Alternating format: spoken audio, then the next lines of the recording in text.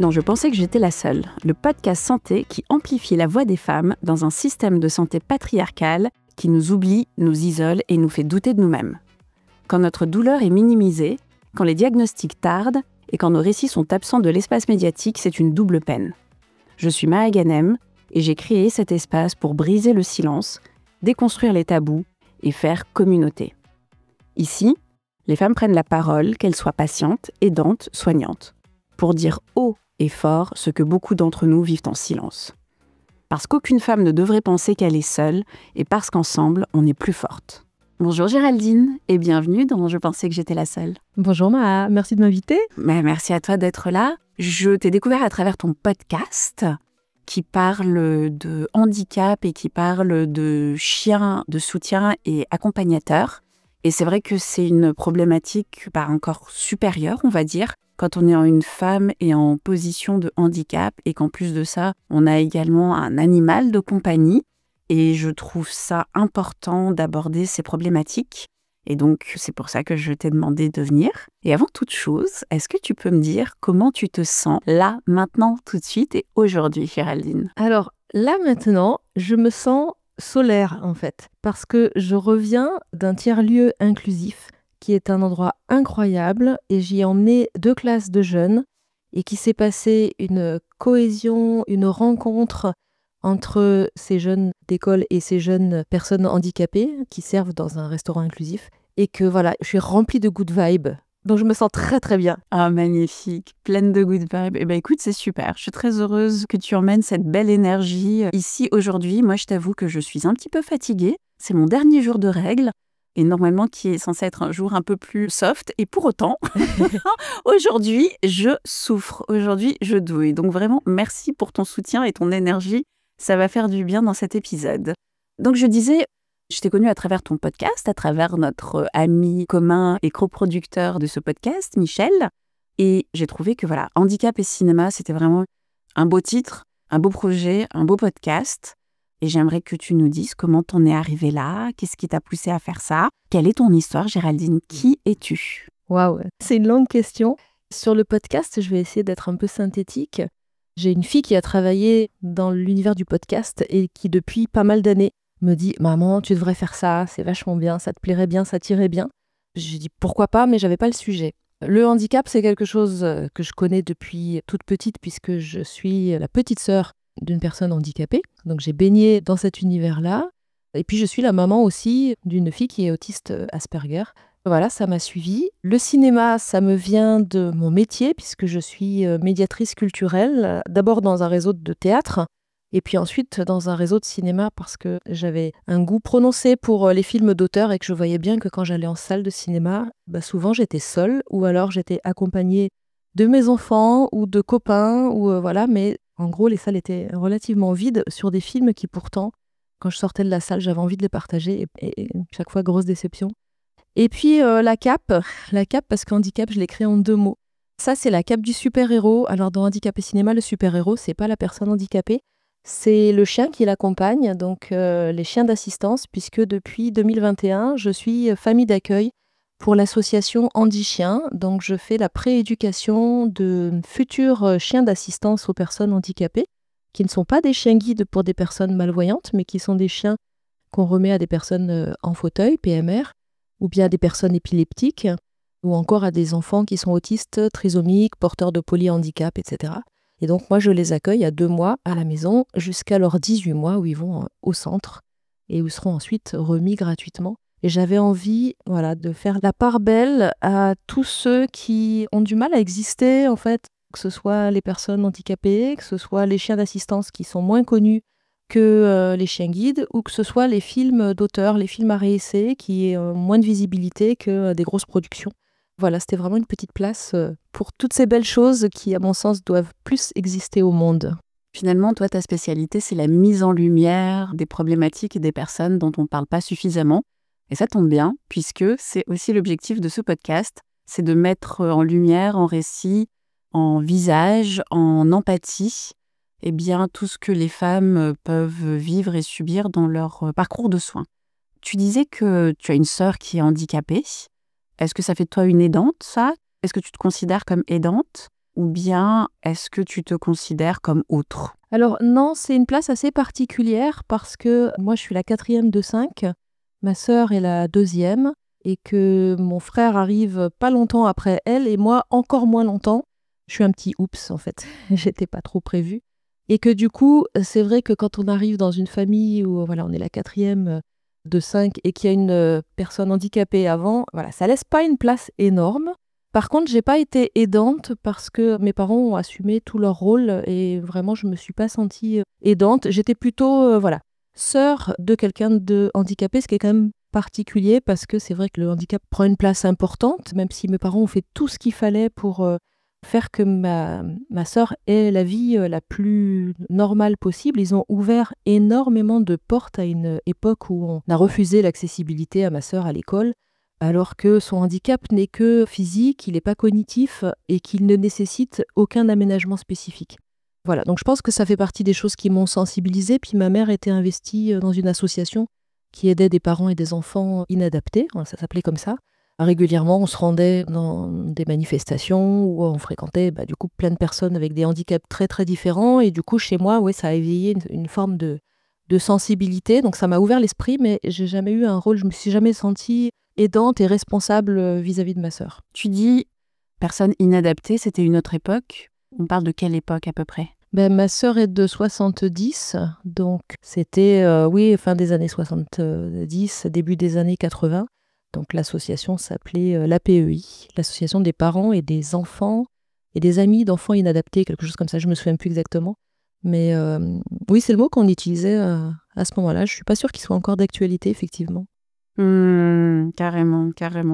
Je pense qu'aujourd'hui... Il s'inverse un peu aujourd'hui. Voilà, aujourd'hui, c'est la société qui est inadaptée aux personnes différentes. Et le projet du podcast, c'est aussi de recréer du lien entre deux pans de la société qui se toisent un petit peu de loin et qui ne se connaissent pas. Et je trouve que c'est une richesse. L'échange est une richesse dans les deux sens. Il n'y a pas du tout l'un qui apporte à l'autre. C'est vraiment réciproque. Et c'est cette réciprocité-là qui m'intéresse, en fait. Et comment est-ce que tu en es arrivé, toi-même, à accueillir des chiens d'assistance? Alors, ça, c'est un projet qui est assez ancien. Quand mes filles étaient petites, elles me réclamaient un chien. Moi, je ne savais pas, j'avais jamais eu de chien. J'en avais même un petit peu peur. Je savais pas comment faire. Et puis à l'époque, j'étais maman solo. Ça représente un budget, un chien. Enfin, moi, je voulais faire les choses bien parce que j'avais vraiment une conscience du respect de la vie animale. Donc, je voulais pas faire ça n'importe comment. Je voulais pas m'engager et puis être obligée d'abandonner. Enfin, c'était pas pour moi. Donc, je leur avais dit non. Et puis, ma fille est née. Alors, j'avoue que je me souviens plus très bien, mais elle me dit qu'elle a vu dans un Astrapi, qui était une revue pour la jeunesse, un article sur Andy Chien. Elle m'en avait parlé, et puis il se trouve que moi, je suis tombée sur un salon des associations, sur un stand de la délégation de Salon de Provence, qui est pas très loin de chez moi. J'ai discuté un petit peu avec l'association, et puis je suis venue avec mes filles, on est venus au cours, et on a pris conscience que c'était un challenge, c'est vraiment important, que c'était un engagement qui était très très fort. Et voilà, moi c'est pareil, je suis assez responsable face aux engagements, donc je les tiens, je les prends que quand je peux les tenir. Et là j'ai dit aux filles, elles ont très bien compris, elles étaient petites, mais elles ont très bien compris que voilà, si on démarrait là, on allait probablement à l'échec. Donc on a laissé tomber le projet et c'est resté dans la tête de ma deuxième fille qui un jour m'a dit « Maman, je ne veux plus être ingénieure informatique. » Ok, très bien, pas de souci. Qu'est-ce que tu veux faire? Je ne sais pas. Et si tu savais, je veux être éducateur canin. Donc, surprise, parce que je ne l'avais pas vu venir. Et du coup, elle m'a dit... C'est loin de ingénieur en informatique. On est d'accord. Elle m'a dit, est-ce qu'on peut relancer le projet Andy Chien? Et là, je lui ai répondu, c'est tout à fait différent. Là, maintenant, tu as 17 ans, il n'y avait plus qu'elle à la maison, puisque sa grande sœur avait déjà quitté la maison, et elle a 50 plus. Donc, j'ai dit, OK, on a relancé le projet, et étant donné que l'association se rappelait de nous et qu'ils avaient compris mon sens de l'engagement, et puis voilà, que j'avais bien compris ce que ça représentait, ils nous ont dit OK tout de suite. On a eu Saphir, qui était un labrador noir, qui est rentré dans notre vie. Un grand chamboulement, mais voilà, une belle expérience, un beau partage. L'association Andy Chien, tu y vas une première fois avec tes enfants quand elles sont jeunes parce qu'elles veulent un chien. Et puis ta seconde fille te dit elle veut plus être ingénieure en informatique, elle veut être éducatrice canin. Et donc vous y retournez, ils se souviennent de vous. C'est quand même très spécifique comme intérêt de vouloir prendre, on va dire, un peu en adoption, ou je ne sais pas exactement quel est le terme, mais en tout cas de prendre en éducation des chiens qui ensuite vont être remis gratuitement à des personnes handicapées. Comment est-ce qu'on en arrive là ? Forcément, c'était cohérent par rapport à mon histoire, par rapport à la sensibilité que mes parents m'avaient transmise quant au handicap. Donc je pense que j'ai pris, je sais pas, peut-être inconsciemment un peu la suite de ce qu'avait fait en particulier ma mère, parce que c'était elle qui était investie dans les associations, puisque mon père, lui, travaillait. Après ça, ma fille aînée a aussi été diagnostiquée Asperger. Alors pas complètement, parce qu'elle n'a pas été au bout du diagnostic, mais a priori, il y a eu en tout cas une suspicion d'autisme Asperger, et en tout cas, elle avait des besoins spécifiques. Et donc, moi, là où ça me parlait, c'était une question de vulnérabilité. Et moi aussi, en tant que femme, moi, j'ai connu des situations de grande vulnérabilité. Et je crois que ce projet-là, il venait réparer plein de choses, notamment grâce à l'animal. Alors, pour la petite anecdote, quand j'étais petite, je crois vers 6 ans, j'ai un chien qui m'a poursuivie dans une allée et puis qui m'a happé la main, mais absolument pas dans l'idée de la croquer, sauf que dans ma tête d'enfant de 6 ans, il m'a amputé du bras. J'ai eu une terreur, mais voilà, dans tout le corps. Donc, j'ai retenu l'expérience que j'avais peur des chiens et que j'aimais pas ça. Et puis, quand Saphir est arrivé, j'étais pas hyper confiante, mais l'association nous a appris à lire les codes canins et à les comprendre. Et voilà, tout ça est complètement réglé aujourd'hui. Donc, ça m'a été utile aussi à moi, ça m'a permis de régler ça. Et j'ai eu une réminiscence un jour, en observant Saphir, je me suis vue, quand j'étais petite, donc je devais avoir 8 ans, mon petit frère qui a 5 ans de moins que moi en avait 3, et je jouais à l'éducateur canin. Donc, en fait, avec lui, voilà. Et c'est drôle parce que c'était un souvenir enfoui sous une couverture. Et il est sorti comme ça un jour, pouf, de nulle part. J'en ai parlé à mon frère, il se rappelle pas, mais je pense qu'il était vraiment tout petit.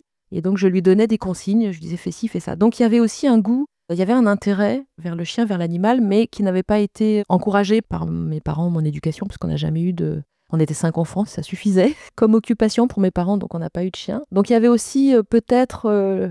le désir de réparer cette envie de chien que j'avais quand j'étais petite, parce que même en ayant peur, j'avais quand même au fond de moi l'envie d'avoir un chien. Mais je m'en suis vraiment... C'était pas conscient, hein, je m'en suis aperçue petit à petit en vivant les choses. Voilà pourquoi ce projet. Et puis c'était aussi, simplement en tant que maman, répondre aux besoins de ma fille, ma deuxième fille, qui voulait être éducateur canin. Et pour moi, c'était une forme de stage. Et ça me permettait de lui donner une expérience qui lui permettrait, elle avait 17 ans, donc c'est difficile à 17 ans de savoir ce qu'on veut faire plus tard. Mais en tout cas, ça lui permettait de tester, de rencontrer des éducateurs canins potentiellement, de voir leur travail, puis de le voir d'une manière que je trouvais vraiment chouette et qui avait du sens. Ça l'aidait dans son projet professionnel à se définir.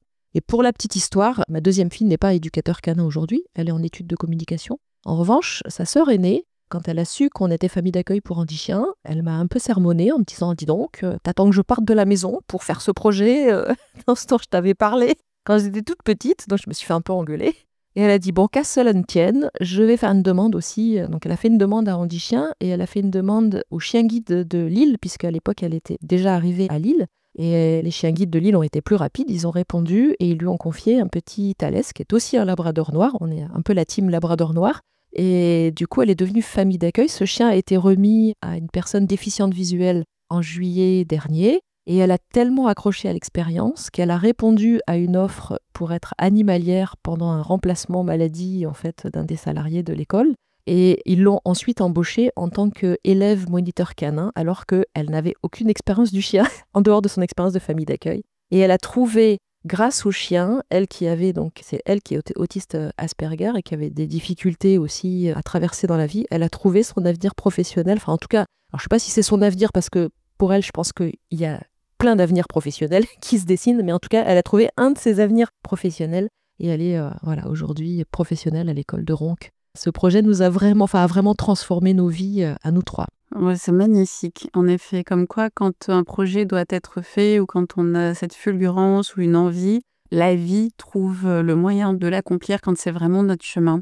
Justement, tu parlais de ta fille, donc qui a un diagnostic Asperger. Tu disais, vous n'êtes pas allé au bout du diagnostic. Est-ce que tu peux nous parler de ça? Parce que c'est vrai qu'il y a un vrai sous-diagnostic, j'ai envie de dire, des femmes en situation autistique qui sont sur le spectre autistique parce que on sait que les femmes, on a une tendance à se suradapter à notre environnement et donc ça rend le diagnostic de trouble autistique beaucoup plus compliqué. Est-ce que tu peux nous parler de comment ça s'est déroulé, comment tu l'as vécu en tant que mère? Parce que pour le coup, donc tu n'étais pas aidante de ta sœur, mais j'imagine que tu es aidante de ta fille. Complètement. Ah, ça, pour le coup, là, en termes de rôle d'aidante, oui, et puis ça a été effectivement assez pesant pour moi parce que ma fille aînée, elle est précoce déjà intellectuellement, mais vraiment très avancée. Elle a fait une scolarité où il a fallu sans arrêt sauter des classes parce qu'elle n'était pas du tout heureuse et épanouie dans le système scolaire. Et c'est vrai que la première classe,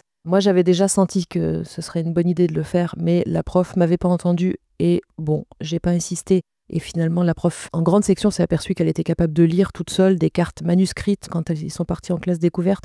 Quand elle a vu ça, elle m'a dit « Ah, mais il faudrait peut-être que Mathilde saute une classe. » Et j'ai dit « Bah oui, mais en fait, j'en avais parlé. » Mais voilà. Mais la première classe, ça n'a pas posé problème. La deuxième, les premiers jugements commencent à arriver. La troisième classe, j'ai vraiment, là pour le coup, j'ai ouvert des portes aussi. J'ai été jugée par les copains, par mon entourage et puis par les profs qui vraiment me considéraient comme un de ces parents qui veulent que leur gamin fasse tout plus vite que les autres. Nous, c'était une issue de secours parce que j'avais, moi, une fille qui voulait pas aller à l'école, qui avait mal au ventre, qui pleurait avant de partir à l'école. C'était vraiment violent et pourtant, il y avait eu effectivement un diagnostic déjà de la précocité qui était juste une feuille recto-verso avec bon, ben voilà, votre enfant est complètement en dehors des clous, débrouillez-vous. Ça a été très violent parce qu'on apprend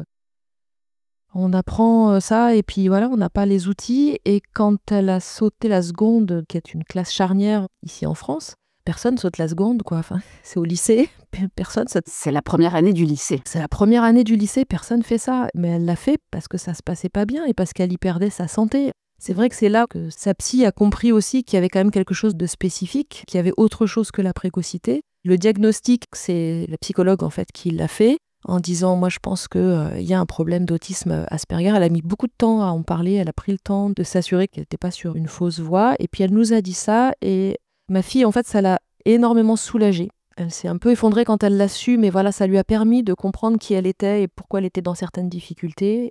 Et puis moi, ça m'a permis, du coup, j'ai pris tout un tas de bouquins. Alors c'est pareil, on a un diagnostic comme ça qui est posé, mais qui n'était pas officiel en plus. Mais après, débrouillez-vous, quoi, en fait. Il n'y a rien. Moi, je suis allée à la médiathèque, j'ai emprunté des bouquins, j'ai trouvé une copine qui, elle, était en cours de diagnostic, donc qui m'a documenté. J'ai lu beaucoup de bouquins et en les lisant, ça a créé chez moi, ça a déclenché des émotions qui étaient très fortes chez moi. Et je me suis dit, mais pourquoi ça déclenche ça? Pourquoi ça me fait pleurer? Parce que, ok, ça fait écho à ma fille, mais je sens bien que ça remuait des choses aussi qui étaient personnelles. Donc je me suis moi aussi lancée dans un diagnostic en me disant, peut-être que moi aussi j'ai quelque chose de l'autisme Asperger. Et là, ça a été une expérience très très violente parce que c'est 2 ans d'attente déjà pour avoir un diagnostic qui se fait à l'hôpital. J'ai fait toutes les épreuves de ce diagnostic et qu'à la fin, j'ai 2 psychiatres qui m'ont reçu en me disant « Bon, bah non, vous n'êtes pas autiste Asperger. » Et c'est tout. Et au revoir. Et ça, Waouh. c'est hyper violent parce que quand on y va, on se dit « Bon, il y a un truc chez moi qui est différent, qu'on me renvoie régulièrement. Et qu'est-ce que je fais avec ça ?» Et on essaye de comprendre et on essaye d'avoir des clés. Et on tombe sur des professionnels dont on attend, enfin qui s'annoncent comme étant aidants par rapport à ça. Mais pour moi, il y a une fausse promesse, vraiment. Et je l'ai testé à plusieurs autres occasions. Il y a vraiment une fausse promesse de « on va vous aider », mais en fait, on a en face de soi des gens qui sont absolument pas outillés pour le faire et qui vous laissent vous débrouiller. Et là, le seul recours, c'est la littérature qui a été produite sur ces sujets-là. C'est le groupe d'amis, il n'y a pas grand-chose en fait, parce que même les associations, etc., par rapport à la précocité, j'avais été trouver une association de parents d'enfants précoces. Je les ai fait rencontrer à ma fille et elle m'a dit « Mais maman, moi j'ai pas envie d'être dans ton association des précoces anonymes là. » Enfin, c'était hyper fermé et je l'ai comprise. Je partageais son point de vue. C'était des gens qui avaient envie d'être dans un entre-soi. C'est pas du tout ce qui m'intéressait. Moi, j'avais envie que ma fille, avec sa diversité, elle puisse apporter toute sa richesse à l'école et puis que l'école puisse trouver avec elle des fonctionnements différents. Ça, c'est compliqué et je sais que plusieurs profs m'ont dit après, notamment, je reviens au passage scolaire qu'elle a fait, plusieurs profs m'ont dit après, on n'y croyait pas du tout, mais vous nous avez prouvé que c'était possible. On s'est rendu compte que vous aviez raison. Alors quand ils disaient vous, c'est pas moi la maman, c'est ma fille et moi, que vous aviez raison de croire en ça. Et quand votre fille est passée dans la classe supérieure, notamment quand elle est passée en première, du coup, de la seconde à la première, ils m'ont dit, mais il n'a même pas fallu d'une semaine pour qu'on la voie plus dans la classe. Et quand ils disaient qu'on la voit plus, ça veut pas dire qu'elle disparaît, ça veut dire qu'elle se confond aux autres et qu'elle est à sa place. En moins d'une semaine, en fait. Ils ont été chouettes parce qu'ils sont venus me voir et parce que pour moi, c'était très souffrant de ne pas avoir les profs avec moi parce qu'évidemment que ces décisions-là, je les ai prises avec mal de bide pas possible parce qu'on les prend à contre-courant et qu'il y avait des gens autour de moi qui me disaient « mais c'est n'importe quoi ce que tu fais, elle va trop vite, elle va péter en plein vol ». Enfin voilà, et nous-mêmes, on n'a pas la solution. On est simplement en désespoir face à des comportements dont on sent que voilà, on a un enfant qui n'est pas heureux en face. Et qu'est-ce qu'on fait avec ça? Absolument, parce qu'ici, ce dont on parle, c'est aussi les systèmes. Et c'est le sous-titre du podcast, c'est amplifier la voix des femmes. Et donc toi et ta fille, vous êtes deux femmes et vous n'êtes pas crues en fait par le système scolaire. Et toi, lorsque tu trouves des livres sur la précocité Asperger, ça te fait quelque chose, tu te reconnais. Et on sait aujourd'hui qu'il y a de plus en plus en fait de parents dont les enfants sont des doués au potentiel, qui en fait eux-mêmes sont diagnostiqués une fois qu'ils commencent à s'intéresser à la question pour leur enfant. Et personne ne te croit. Tu sais que ta fille, pour des questions de santé, parce que ça la rend malade tout simplement, elle ne se sent pas à sa place dans les classes dans lesquelles elle est. J'ai presque envie de dire milite pour qu'elle puisse passer tout de suite en première. Et en fait, le système scolaire t'envoie l'image d'être une mère qui, limite abusive, qui a juste envie de mettre son enfant comme ça sur le devant de la scène. Pourquoi? Pour le plaisir de la maltraiter? Je trouve ça assez fou. Et au bout d'une semaine, elle est confondue dans la masse, donc elle est à sa place finalement, et on revient te dire « Ah ben on vous avait pas cru quoi ». On pensait que c'était pas une bonne idée, mais je remercie quand même ces profs d'être venus me voir parce que c'était quand même réparateur. Qui viennent me voir, ça s'est passé au collège et puis ça s'est passé au lycée ensuite. Et c'est vrai que pour moi, c'était très réparateur d'avoir des profs qui disent on se rend compte qu'effectivement, vous aviez raison et qu'effectivement, sa place, c'était une classe au-dessus. Et c'est vrai que je reconnais que c'était désarmant, mais pour moi, la première, en fait. J'aurais préféré, mais tellement, avoir une gamine qui, bon, éventuellement saute une classe et puis on n'en parle plus. Parce que c'est super éprouvant et que j'y ai passé une énergie, un temps de dingue à essayer de trouver les bons interlocuteurs pour savoir comment faire et que moi, pendant ce temps-là, je pouvais pas m'occuper de moi, en fait. C'est pas du tout, c'est très énergivore, c'est douloureux quand on sent que son gamin, enfin moi j'avais une gamine qui pleurait le matin, qui pouvait me dire qu'elle n'était pas capable d'aller à l'école, tellement c'était souffrant pour elle. Elle a fait une phobie scolaire à un moment donné aussi, parce que c'était too much. Et sa sœur a demandé à être au CNED, donc l'enseignement à distance, parce que pareil, au bout d'un moment, elle en avait sa claque du lycée. Et j'avoue que leurs arguments, en fait, étaient tout à fait entendables et que je pouvais pas leur dire « non, je vais pas tenir compte de ça, débrouillez-vous » parce que je pense que ça aurait été dramatique. Donc il fallait les écouter et il fallait un petit peu inventer des solutions avec les profs. Et le passage, notamment le passage en seconde, il s'est fait après un certain nombre de mois, après avoir tenté, évidemment, avant d'autres choses, en fait. On n'arrive pas du tout à cette situation-là en premier. C'est vraiment la fin d'un parcours. Et pour moi, c'est une forme d'échec. C'est parce qu'on n'a pas réussi à trouver mieux et qu'en fait, le but pour ma fille, c'était de partir le plus vite possible du système scolaire. Je raconte aussi, j'étais terrorisée par la phrase de ma fille qui me disait « Maman, je m'ennuie ». Et ça, ce je m'ennuie, je ne pouvais plus l'entendre. Et en fait, quand je l'ai plus entendu, c'est quand elle est arrivée dans le monde du travail. Là, d'un seul coup, c'était terminé, en fait. Elle arrivait à trouver une place. Alors, elle a fait des trucs de fou sans avoir les formations pour, un parcours professionnel déjà incroyable. Et c'est vraiment quand elle a travaillé qu'elle a arrêté complètement de s'ennuyer. Et à l'école, pour moi, ça a été terrible. Chaque fois qu'elle m'appelait, j'entendais systématiquement cette phrase. Elle résonne encore dans ma tête. Maman, je m'ennuie. Et pour elle, l'ennui, c'était mortel, quoi. On parle d'ennui mortel. Ouais, c'était mortel. Ça l'éteignait. L'ennui mortel. Tellement. Moi-même, j'ai été aidante de ma mère. Et en étant son aidante, je trouve que ça a changé ma place dans la famille, ça a changé ma place dans sa vie. C'est-à-dire que je suis passée de fille à soignante, de fille à mère, quelque part. Et quand on est une mère, qu'on est l'aidante de sa fille qui est sur le spectre de l'autisme, est-ce que toi-même tu as senti que tu perdais un peu ce rôle de mère auprès de ton enfant? Je te demande ça parce que ce que j'entends, c'est que quelque part, à un moment, face au système scolaire et face au système de soins, tu es devenue son avocate. Oui, je suis devenue son avocate d'une certaine façon. J'ai donné énormément d'énergie pour l'accompagner tout au long de sa scolarité, et, jusqu'à son âge adulte. Mes deux filles ont connu des épisodes de pas sympas aussi après, donc où j'ai vraiment dû être très très présente. À un point aussi, à un moment donné, où j'ai dû arrêté de jouer ce rôle d'aidante aussi parce qu'en fait, je m'épuisais, parce que je trouvais pas de relais, en fait. Je trouvais pas de relais. Et les gens que j'appelais un petit peu pour m'aider, au lieu de m'aider, bizarrement, me renvoyaient complètement la balle, enfin, me renvoyaient la responsabilité, m'ont plutôt acculé, en fait, qu'aider. Et à un moment donné, j'ai compris que aider mes enfants à aller bien, dans une période qui était compliquée pour elles deux, liée à des événements extérieurs, en fait, j'ai compris qu'il fallait que je m'occupe de moi aussi. Il fallait que je passe du temps pour moi et que donc je reprenne aussi des activités qui me tenaient à cœur. Je pense au chant ou je pense à une formation que j'ai pu faire aussi qui était très très chouette dans le cinéma, qui correspondait au moment où j'ai basculé dans l'univers du cinéma. Et c'est vrai que ça, c'est pareil, c'est complètement contre-intuitif. J'ai été beaucoup culpabilisée de passer ce temps pour moi. Et pourtant, j'ai compris à ce moment-là que c'est ça qui aiderait aussi mes filles à aller bien et à avoir envie d'aller de l'avant, parce qu'elles étaient fatiguées de luttes dans lesquelles elles n'étaient absolument pas entendues et pas aidées, et donc elles s'épuisaient.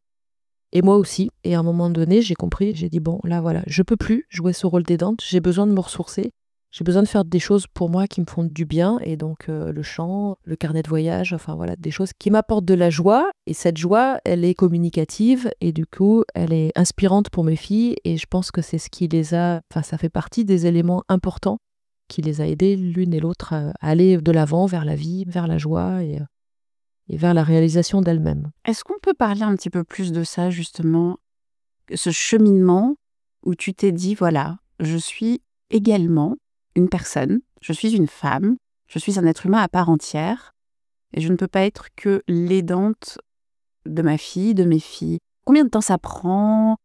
Comment est-ce j'imagine le sens aussi de culpabilité qui doit venir avec ça. Comment est-ce qu'on arrive à se dépatouiller de tout cela pour prendre soin de soi? Parce que quand je t'entends là, ce qui me vient en tête, c'est un petit peu, tu sais, les annonces qu'il y a dans les avions, où on te dit en cas de décompression de la cabine, il faut d'abord mettre son masque avant de le mettre, même sur ses enfants, avant de le mettre sur les personnes qui nous accompagnent sur ce vol. Voilà, quel a été, toi, ton processus pour te dire, OK, je dois être là pour ma fille, il se passe des vraies choses. Tu disais ce « je m'ennuie » qui te terrorise. Et en même temps, il faut que, pour pouvoir t'occuper d'elle, puisque tu es mère célibataire, il faut que tu puisses t'occuper de toi. Ce processus, il prend combien de temps? Est-ce qu'il se met en place petit à petit? Ou est-ce qu'un jour, on se dit, OK, là, je suis fatiguée, j'arrête? Effectivement, il met beaucoup de temps à arriver, ce moment. On a besoin de se charger les épaules jusqu'à un point où ça va craquer pour dire là, stop, je peux plus.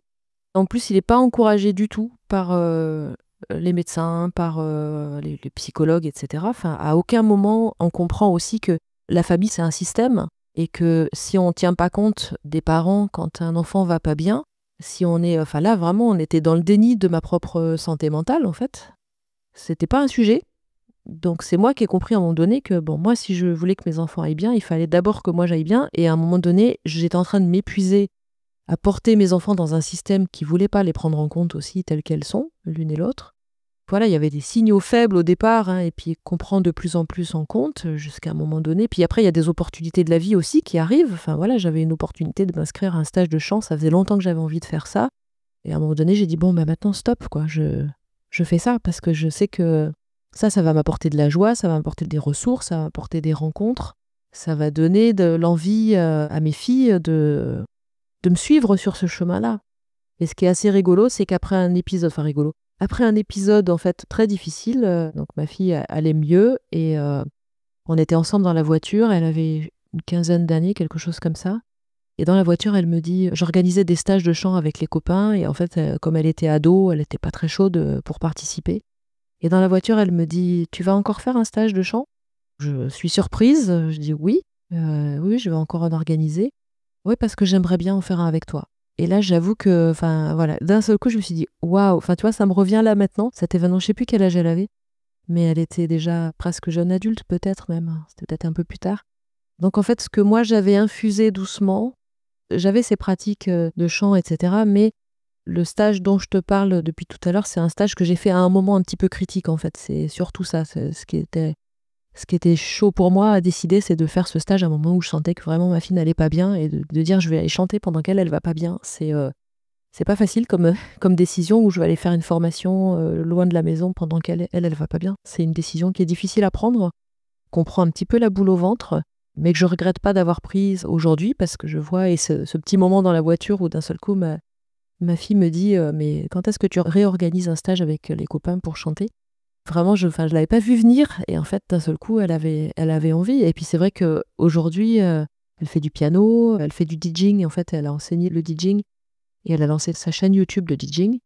Et tout ce rapport à la musique et tout, je pense que voilà, il s'est aussi construit grâce à ça. Donc, mais jamais un médecin vous dira, vous savez quoi, prenez soin de vous, occupez-vous de vous, qu'est-ce qu'on peut vous donner pour que vous alliez bien. Enfin, pas du tout, en fait. Ils sont vraiment complètement, ils occultent, enfin, ils séparent les choses complètement, alors que c'est un système, la famille. Hein. La famille est un système et en effet, il y a ce côté, ce que j'entends ici, c'est que ce choix, c'était un peu, voilà, tu décides de faire ce stage à un moment un peu critique pour ta fille et finalement, c'est un choix qui est un petit peu qui tout double et qui a payé, dans le sens où tu l'as inspiré, tu leur as montré que oui, on peut être dans la vie et on peut décider de se prioriser même quand tout va mal. C'est ça. On peut décider de trouver de la joie même quand quelque part tout fout le camp. C'est ça. On peut s'appuyer sur la pratique. Moi, ça a été mon métier, hein, la médiation culturelle et puis le fait de développer des pratiques culturelles dans mon entourage. Et c'est vrai que je me suis rendu compte à un moment donné que finalement, c'était mon métier, mais que moi, je m'oubliais là-dedans. Que mes propres pratiques culturelles, elles avaient complètement... à partir du moment où on devient parent, moi, je n'étais pas tellement relayée dans mon rôle de parent. Donc, en fait, j'avais lâché les unes après les autres toutes mes pratiques culturelles et je les ai reprises bien plus tard, après m'être séparée, en me rendant compte que c'était une priorité et grand bien m'en fasse. Parce qu'aujourd'hui, moi, c'est ce qui fait que je suis là, pleine de projets, pleine d'envie. Et c'est ce qui fait que je partage aussi plein de choses avec mes 2 filles et et qu'on a partagé plein de souvenirs de joyeux. Enfin, j'organisais des apéros musique avec les copains. Ma 2e fille venait avec ses copains qui étaient adolescents, ce que je mélangeais ado-adulte. Et je sais que c'est quelque chose qui a compté pour elle, dont elle était fière. Enfin, elle en parlait à ses copains. Tu devrais venir aux apéros musique de ma maman. Donc, ça a créé des liens qui sont forts. Et donc, je suis convaincue que la pratique culturelle, la pratique artistique, elle est porteuse. Elle est porteuse de joie, de vie, de partage, de rencontres, d'opportunités qui vont vers la vie, en fait. Hein. C'est aussi le projet du podcast aussi. Hein. Enfin, et d'ailleurs, je suis hyper heureuse parce que Anaïs, qui est ma première invitée et qui est bénéficiaire d'un chien d'assistance, en tournant le podcast ensemble, elle a eu envie de se mettre à l'improvisation théâtrale. On a tourné le podcast en 2 fois, en fait, parce que c'était mon premier enregistrement, j'étais pas encore au point. Et entre le premier enregistrement et le 2e, elle m'a dit « mais je me suis inscrite à l'impro ». Donc je lui ai dit « ah ça, il faut que tu en parles absolument ». Et depuis, elle est en train de décoller complètement grâce à l'improvisation théâtrale. Il y a très peu de personnes, elle est en fauteuil, il y a très peu de personnes PMR dans l'improvisation théâtrale pour l'instant, pas assez. Enfin, je pense qu'il faut que ça... Et personnes handicapées au sens plus large. Et je pense qu'elle a énormément à apporter à cet univers artistique. Enfin, il y a vraiment un partage à avoir et je suis hyper contente de me dire, pour moi, le podcast, il lui a apporté cette opportunité-là. Il a réveillé chez elle une envie de faire du théâtre. Et rien que ça, c'est une fierté. Je crois que je peux m'arrêter là. J'ai réussi, quoi. Si déjà ça a changé la vie d'une personne, c'est waouh, quoi. Après un épisode. Donc, vraiment, bravo. Vraiment, mais c'est pour ça qu'on fait ce type de podcast et moi aussi. Hein. Je me dis, si avec mon podcast, j'aide une personne, la mission est remplie. Le bail est complet, quoi. Et je comprends absolument ce que tu veux dire et ce que tu ressens. Et j'espère que je pensais que j'étais la seule, aura ce même effet sur d'autres femmes. Tu disais au début de l'épisode que justement faire ce podcast, handicap et cinéma, c'était un lieu pour toi également pour pouvoir dire ta vulnérabilité, un lieu où tu te dis que soutenir et porter la vulnérabilité des personnes handicapées, ça te donnait un espace également pour vivre la tienne. Est-ce que tu peux nous en dire un petit peu plus là-dessus ? Alors oui, pour moi, handicap et cinéma, en fait, et le podcast, c'est un espace de liberté qui est incroyable.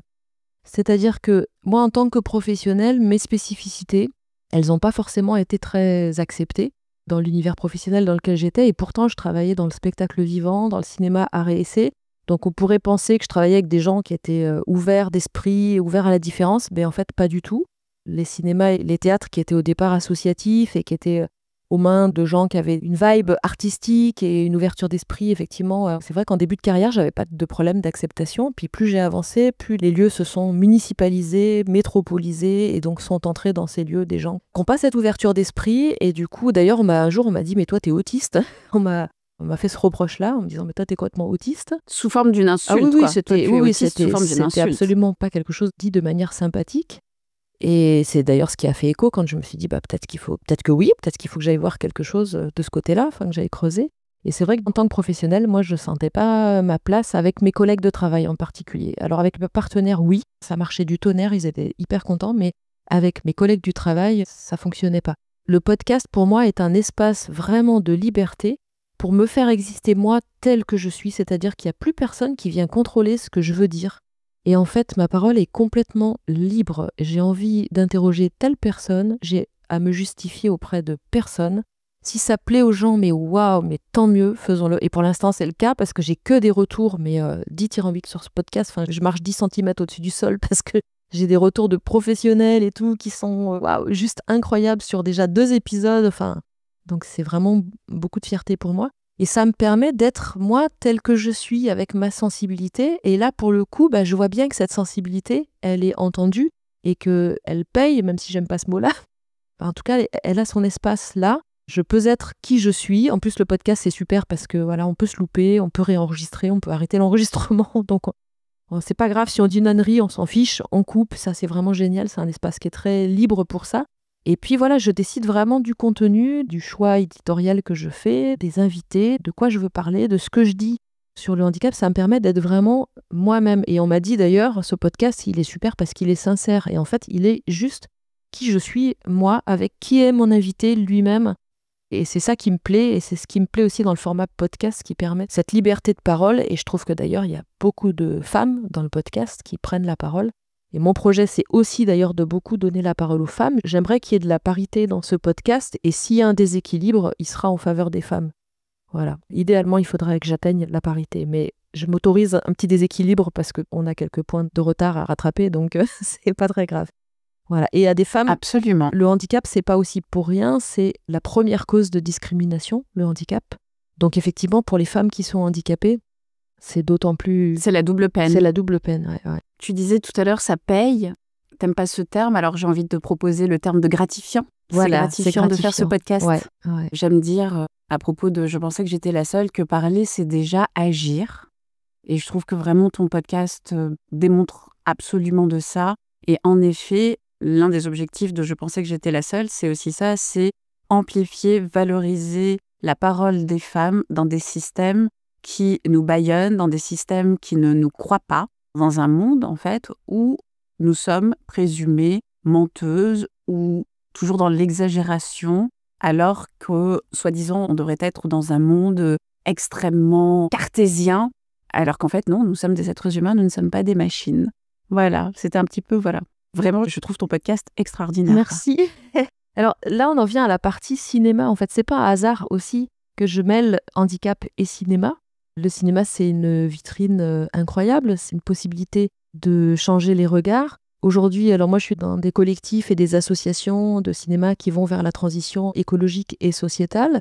Aujourd'hui, on parle de nouveaux récits qui sont des récits plus inspirants. Moi, c'est les films qui m'intéressent aussi. Ce podcast, il a pour objectif d'être positif. J'ai pas du tout envie de m'acharner sur des films, il y en a aussi, qui ont des représentations très clichés du handicap, qui sont interprétés par des personnes valides qui ne sont pas concernés par le handicap et qui se réapproprient la cause. Ça existe, mais ça ne m'intéresse pas d'en parler. Ce qui m'intéresse, c'est de parler de choses positives.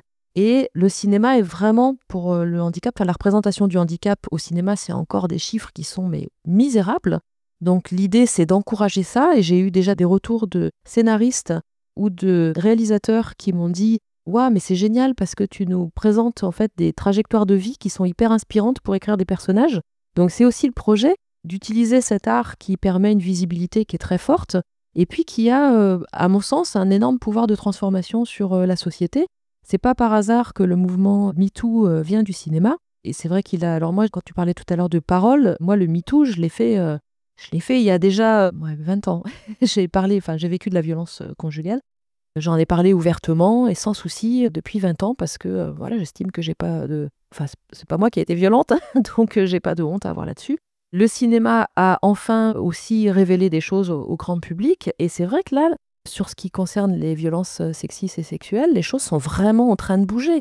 Et moi, j'ai la même envie avec le regard sur le handicap, voilà, d'utiliser ce média qui est le cinéma, qui a vraiment un pouvoir de transformation grâce au récit. Et pourquoi j'ai mis le chien au milieu ? Parce qu'en fait, le chien, il partage avec son bénéficiaire des histoires qui sont complètement inspirantes. Des histoires, Anaïs le raconte dans un premier épisode, sans spoiler pour ceux qui n'ont pas encore écouté, mais sa chienne Snow, pendant qu'Anaïs faisait un malaise, est allée d'elle-même chercher les pompiers de la caserne, qui n'étaient pas très loin. Waouh, oui, voilà. Et elle lui a sauvé la vie. Et Anaïs avait fait un malaise et est tombée derrière des buissons. Donc en fait, les gens ne la voyaient pas et puis n'étaient pas forcément très attentifs non plus à elle. Donc Snow aboyait, les gens réagissaient pas. Et au bout d'un moment, Snow est partie plus loin dans la rue chercher les pompiers. Elle n'a pas été éduquée pour ça. On a aussi dans notre délégation une jeune femme qui est épileptique. Et son chien l'a sortie 2 fois de la piscine. Le chien n'est pas formé à sortir une personne de la piscine. Mais c'est drôle parce que c'est un chien qui est complètement foufou, qui est vraiment... Enfin, quand on le voit, nous, en tant que famille d'accueil, on se dit, bon, ça va, on n'est pas obligé alors d'avoir un chien complètement qui répond aux règles et tout, parce que celui-ci, on voit bien qu'il a... Des fois, il a un comportement un peu ado. Mais en même temps, quand sa bénéficiaire déclenche une crise d'épilepsie, alors il se métamorphose, ce chien. Et effectivement, il a l'œil sur elle H24. Et voilà, 2 fois, elle était dans sa piscine. Les gens autour de la piscine n'ont pas vu qu'elle faisait une absence, mais le chien l'a senti tout de suite et s'est jeté à l'eau et est allé récupérer la personne dans la piscine. Et ces histoires-là, je trouve qu'elles permettent de véhiculer un regard sur le handicap qui est beaucoup plus inspirant. Voilà, les chiens sont vraiment, enfin, c'est eux les héros de l'histoire. Il y a vraiment des histoires très inspirantes à partager et l'idée, c'est dans chaque épisode, voilà, de les raconter et de permettre de changer un peu cette vision. Des fois, on parle de personnes qui souffrent de handicap. Alors le handicap est là parfois, mais les gens souffrent pas forcément, quoi. Une personne qui est déficiente visuelle depuis toute petite, elle souffre pas, tout va bien pour elle, elle est juste déficiente visuelle, quoi. Donc voilà, c'est changer un petit peu ce vocabulaire et ce regard de la personne handicapée, grâce au cinéma. Les réhumaniser, tout simplement. C'est ça. Tu disais le mouvement MeToo est parti du cinéma et c'est pas pour rien, que toi-même tu as été victime de violences et que déjà il y a 20 ans et que déjà à l'époque tu en parlais ouvertement. Est-ce que tu as reçu de l'aide, du soutien à ce moment-là ? Est-ce que, voilà, au travail, parce qu'aujourd'hui, on en parle plus de l'impact que les violences sexuelles et sexistes ont sur les femmes, également sur leur carrière, sur leur trajectoire professionnelle et lorsqu'elles sont sur leur lieu de travail. Est-ce que toi, tu as pu recevoir du soutien ? Est-ce que tu as pu trouver de l'aide à ce moment-là ? Alors ma réponse, elle va être un petit peu dure, mais jamais. Jamais, en fait. Voire pire, quand j'ai appelé à l'aide, parce que vraiment, j'ai eu aucun problème à parler, moi. C'était pas un souci pour moi. Beaucoup de femmes qui se taisent, qui disent rien. Alors, moi, je vivais une violence qui était une violence administrative, financière, psychologique, donc qui fait pas de tâches, qui fait pas de bleu. Donc, c'était peut-être le plus difficile à faire valoir. Et quand moi, j'ai contacté énormément de professionnels pour essayer de sortir de cette situation. C'est une situation qui a commencé, enfin qui s'est vraiment exacerbée au moment de la séparation. Le problème existait beaucoup moins avant la séparation et c'est vraiment la séparation qui a déclenché ça. Et ça a été un combat extrêmement long avec énormément de professionnels prévenus et des professionnels qui ne veulent pas témoigner. Un médecin pédiatre qui ose témoigner et qui se fait reprendre par l'ordre des médecins.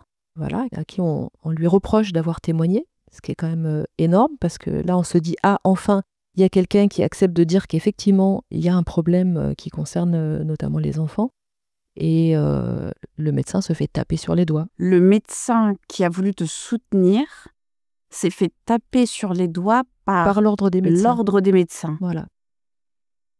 C'est le monde à l'envers. C'est pour ça, je parlais tout à l'heure de fausses promesses, c'est ça. C'est-à-dire, on vous dit parler, on vous dit appeler tel numéro, etc. Moi, j'ai fait tout ça. Tous ces processus, je les ai tous faits. J'ai eu des silences radio complets, j'ai eu des reproches, j'ai eu même des menaces. Wow. Voilà, j'ai fait appel à des assistantes sociales, elles m'ont fait des menaces. Le processus, non seulement j'avais pas d'aide, mais en plus, ça s'inversait, en fait.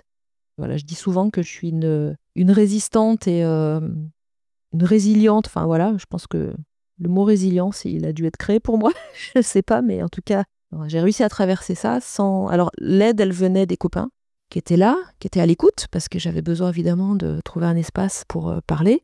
Je remercie quelques copains qui ont été vraiment présents et qui allaient marcher avec moi pendant que je pleurais pendant 3 longs quarts d'heure parfois pour vider mon sac avant de pouvoir reprendre le cours de ma vie. Non, ça a été extrêmement éprouvant. Heureusement, je vois aujourd'hui que les choses bougent de ce côté-là. Moi, j'ai pas eu envie de... J'aurais pu faire un podcast sur la violence. J'ai pas eu envie de ressasser ça. Voilà, j'ai eu besoin de passer à autre chose. Et le podcast Handicap et Cinéma, il fait écho quand même, comme je le dis, à cette vulnérabilité. Et c'est ça qu'il a envie de faire exister. C'est une façon détournée, on va dire, de réparer un peu cette violence subie et de pouvoir avancer, proposer d'autres choses. Puis voilà, construire le monde, moi, qui me fait rêver, qui est un monde où on est accepté avec ses différences, avec ses spécificités, avec ses particularités à chacun et chacune. Et c'est ça qui est enrichissant, en fait, c'est de s'adapter. C'est toujours un petit peu... Quand on doit s'adapter au handicap, par exemple, il y a toujours un petit moment, il peut y avoir un petit moment de malaise, on ne sait pas comment faire, on n'a pas bien les codes. Mais quand on les a compris, ces codes, en fait, c'est enrichissant dans les deux sens. Du coup, j'ai beaucoup d'amis concernés par le handicap aujourd'hui, beaucoup plus qu'avant 2021, quand j'ai démarré l'aventure Handichien. J'ai rencontré énormément de personnes déficientes visuelles aussi en m'intéressant à cette question-là. Et à chaque fois, c'est des rencontres qui sont juste incroyables, en fait. Et j'ai envie d'embarquer les gens en leur disant, venez, il y a un trésor à découvrir, venez le voir, parce que vraiment, vous passez à côté de quelque chose de génial, sans vouloir non plus, je veux pas que le handicap soit perçu comme des super-héros, comme on demande, je fais le parallèle d'ailleurs avec les femmes, des fois on dit aux femmes, ouais, c'est une femme forte, mais les femmes, on n'a pas envie d'être des super-héros, on a juste envie d'exister au monde, d'être là, on n'a pas envie d'être courageuse, on a juste envie de pouvoir sortir le soir tranquillement, sans s'inquiéter. Pour les personnes handicapées, c'est la même chose. Ils n'ont pas envie qu'on leur demande... Alors c'est super s'il y en a qui arrivent à traverser la Manche à la nage, et tant mieux, et c'est génial, qui s'éclatent. Mais on n'a pas envie que ce soit contraint pour tout le monde. Il faut que les gens qui ont envie de le faire puissent le faire, et puis que les autres qui ne veulent pas le faire puissent ne pas le faire et exister au monde aussi. Et ils ont plein d'autres choses à apporter. Donc voilà, Absolument. C'était ça le projet du podcast. C'est un magnifique projet, et on mettra le lien du podcast dans la description de l'épisode. On arrive à la fin de cet épisode et j'aimerais te demander de compléter la phrase du titre de ce podcast. Je pensais que j'étais la seule. Waouh, challengeant. Je sais pas si ça m'est déjà arrivé de penser que j'étais la seule. Par contre, j'ai beaucoup pensé que j'étais seule. Ça, c'est vraiment quelque chose... je me suis beaucoup trouvée seule. Et c'est vrai qu'aujourd'hui, grâce au podcast, je fais quelque chose qui me fait vibrer. Et j'attire à moi des gens mais incroyables. Je me sens plus du tout seule. Je me sens entourée de gens, mais vraiment, d'une richesse incroyable qui viennent comme par magie. Tu as parlé tout à l'heure de Michel, je lui refais un petit clin d'œil. Il est arrivé comme par magie de nulle part, on ne s'est jamais rencontrés et déjà il a été d'un soutien pour ce podcast énorme. Et effectivement, en faisant ce qui me fait vibrer, ce qui est peut-être aussi ma place dans ce monde aujourd'hui, je me sens plus seule du tout, mais vraiment du tout, quoi. Ah, c'est magnifique. Ah là là, Michel, quel homme magique. Tout à fait. Je suis absolument d'accord avec toi. On en a un petit peu parlé tout à l'heure, mais qu'est-ce que tu fais pour te faire du bien? C'est les 3 questions avec lesquelles j'aime bien clôturer. Donc, qu'est-ce que tu fais pour te faire du bien? Si tu avais une sœur, une amie qui a vécu les mêmes situations que toi, qu'est-ce que tu lui conseillerais? Et puis, la dernière question que j'aime poser, c'est qu'est-ce qu'on peut te souhaiter pour l'avenir? Alors, qu'est-ce que je fais pour me faire du bien? Je vais au hammam. J'ai découvert le hammam hyper tardivement grâce à une copine marocaine. Et en fait, j'ai dit, mais ça, c'est un truc pour moi, quoi. Voilà. Donc, quand j'ai un trop-plein d'émotions, de travail, de fatigue, je vais au hammam, des fois seule, des fois accompagnée. Mais ça me fait un bien de dingue. Je vais chanter aussi. Ça, c'est quelque chose qui me fait énormément de bien. Voilà ce que je fais pour me faire du bien. Je vais rebondir sur le hammam. Je suis moi-même tunisienne et j'avoue, le hammam, c'est assez magique. Quand j'étais malade, ça m'a fait énormément de bien. La deuxième question, c'était si tu avais une sœur, une meilleure amie qui a traversé les choses que tu as traversées, que ce soit avec ta fille, que ce soit avec la violence que tu as subie dans ton couple et la non-réaction dans le monde professionnel et d'autres situations de vie que tu as pu traverser, où tu t'es sentie seule, quel serait ton conseil? Alors, je lui dirais 2 choses. Je lui dirais, il y a un trésor en toi. Fais le focus là-dessus, en fait. Occupe-toi de toi. Toi, je l'ai dit il n'y a pas plus tard que 2 heures à un monsieur qui avait un enfant handicapé et c'était un peu compliqué dans une séparation, etc. Et je lui ai dit, bah voilà, tu veux que ton enfant aille bien, prends soin de toi. Ça, c'est vraiment le conseil. Et puis, c'est le conseil, comme je te disais tout à l'heure, qu'aucun médecin ne donnera. Et puis après, je lui dirais aussi une phrase. Là, je vais rendre un hommage à une sage-femme qui m'a reçue un jour en consultation. Moi, j'avais un mal fou à aller chez les gynécologues et tout ça. C'était très compliqué pour moi. Et donc, je lui expliquais ce qui m'était arrivé quand j'étais enfant, en fait, et qui est aussi le cheminement vers la violence conjugale que j'ai subie. C'est de la violence que j'ai vécue quand j'étais enfant et qui n'a pas été prise en compte. Ma parole n'a pas été entendue. Ce que j'ai vécu n'a pas été réparé. Et cette femme m'a dit, ce qui vous est arrivé n'aurait jamais dû vous arriver. Et en une phrase, mais je crois qu'elle a réparé mais énormément. Cette phrase, de l'entendre, c'est un petit peu la même phrase qu'on dit aux femmes victimes de violences sexuelles quand on leur dit « je te crois ». C'est des phrases qui ont un pouvoir immense en fait. « Je te crois » ou « ce qui t'est arrivé n'aurait jamais dû t'arriver ». Et pourtant, je l'ai entendu adulte et je pensais avoir déjà bien travaillé là-dessus. Mais le fait de l'avoir entendu, voilà, ça a été une phrase très forte. Donc c'est aussi une phrase que je peux dire à des personnes qui traversent des épreuves difficiles et injustes. Ma dernière question, qu'est-ce qu'on peut te souhaiter pour la suite? Alors, ce qu'on peut me souhaiter, c'est d'arriver à professionnaliser ce podcast. Et on peut me le souhaiter à moi, mais on peut le souhaiter aussi à toutes les femmes qui prennent la parole et qui prennent la parole sur des sujets sensibles. C'est vrai que c'est assez étonnant parce que ces sujets-là, que ce soit les sujets sociétaux ou même les sujets environnementaux, sont souvent pris par des femmes. Et elles sont nombreuses, nous sommes nombreuses à avoir des contenus qui sont utiles au monde, qui sont passionnants, qui sont bien réalisés, qui sont documentés, qui sont vraiment des contenus de valeur. Et quand tu interroges les podcasteuses, alors je parle des podcasteuses, mais je n'exclus pas les podcasteurs aussi qui sont concernés par ça. Quand tu les interroges, ils te disent « bah oui, moi je fais ça voilà, sur mon temps perso ». Et c'est vrai qu'on m'a dit il n'y a pas très longtemps « oui, mais tu sais, un podcast sur le handicap, faut pas rêver, c'est quelque chose que tu fais, tu feras pas d'argent là-dessus ». Et moi je dis « bah si, en fait ». Alors, il ne s'agit pas de faire fortune avec ce sujet-là, mais il s'agit juste de rémunérer le travail que je fournis, parce que c'est un vrai travail. Donc là, je fais un petit appel. S'il y a des gens dans tes auditeurs qui peuvent financer un podcast et qui ont envie de croire en ce projet et de l'aider dans la durée, parce que c'est vrai que pour l'instant, il est dans un équilibre très incertain sur l'avenir, parce que voilà, il y a la dimension financière qui rentre en ligne de compte. Et c'est dommage parce que les gens sont prêts à payer des fortunes pour des télé 4K qui polluent la planète, et on le sait. Et par contre, quand il s'agit de trouver des investisseurs sur un projet qui, à mon sens, peut vraiment apporter du bien-être à tous et toutes, parce que c'est pas seulement, je le fais vraiment pas en direction des personnes handicapées, c'est en direction de tout le monde. Ça apporte du bien-être, à mon sens, en tout cas c'est pour ça que je le fais, peut-être que je me trompe, mais ça apporte du bien-être à tout le monde. Aux aidants, là j'ai une maman cet après-midi qui m'a dit « mais ton podcast m'a fait un bien de fou », elle a une fille qui est trisomique, et elle m'a dit « mais moi en tant que maman, ça m'a fait un bien énorme d'entendre ton podcast ». Donc voilà, c'est pas seulement les personnes handicapées, c'est toutes les personnes autour. Les aidants étant d'ailleurs très particulièrement souvent des aidantes, la plupart du temps. Si c'est de qualité comme ça, pourquoi est-ce qu'il faut que ce soit bénévole ou voire coûteux? Sur fonds propres. Voire coûteux, parce que moi ça me coûte. Donc voilà. Et ça pour moi c'est un vrai projet de société, de changer ce fonctionnement où on finance des choses qui n'en valent pas la peine et qui ne sont pas utiles au monde, et voire même qui sont nocives pour le monde. On est prêt à payer 250 € une paire de baskets qui est produite à l'étranger dans des conditions épouvantables. Et l'idée de donner 20 € pour un podcast, ça paraît démentiel. Voilà. Donc changeons cette façon d'être au monde. Démentiel, c'est exactement le terme. Et je comprends tout ce que tu dis sur tous les challenges qu'il y a à lancer un podcast.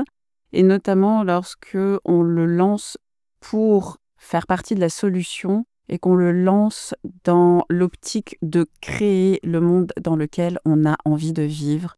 Et c'est tellement important. Au mois de juillet, on fait le festival du podcast ici à Bruxelles avec Michel, Pod BXL. Et c'est vrai que j'espère déjà que de nombreuses personnes viendront. Et c'est vrai que c'est une vraie question qu'on va poser sur le financement des podcasts et comment est-ce que de pouvoir, Michel dit souvent ça, il dit l'avantage du podcast, c'est de pouvoir se parler entre citoyennes et citoyens directement et sans entrave, on va dire, de préoccupations financières, de gros groupes médiatiques. Et c'est vraiment quelque chose d'important. Et donc l'appel est lancé. Peut-être qu'il y aura un crowdfunding, un financement participatif. En tout cas, l'appel est lancé et l'idée est à creuser. Je suis d'accord avec toi. Merci beaucoup, Géraldine, d'être venue participer, d'être venue te déposer, d'être venue témoigner. Je suis ici en studio avec Michel qui t'embrasse également. Et comme dit, je vais mettre le lien vers ton podcast en description de l'épisode. Et je te dis à très, très bientôt. Merci Maha. Et merci à toi qui nous a écoutés. Merci d'être là. Merci pour ton temps. Et si cet épisode t'a touché, qu'il t'a parlé, eh bien, je t'invite à le faire vivre. Partage-le avec une amie, avec une femme que tu connais et toute autre personne qui en aurait besoin. Je t'invite également à liker, commenter, t'abonner et à nous retrouver sur les réseaux sociaux @j'étais-la-seule pour continuer la conversation, soutenir la communauté qui est en train de se construire et si tu le souhaites, déposer ton propre vécu. Parce que chez Je pensais que j'étais la seule, eh bien on sait que parler, c'est déjà agir et qu'agir, c'est commencer à guérir. Prenez bien soin de vous et à très bientôt.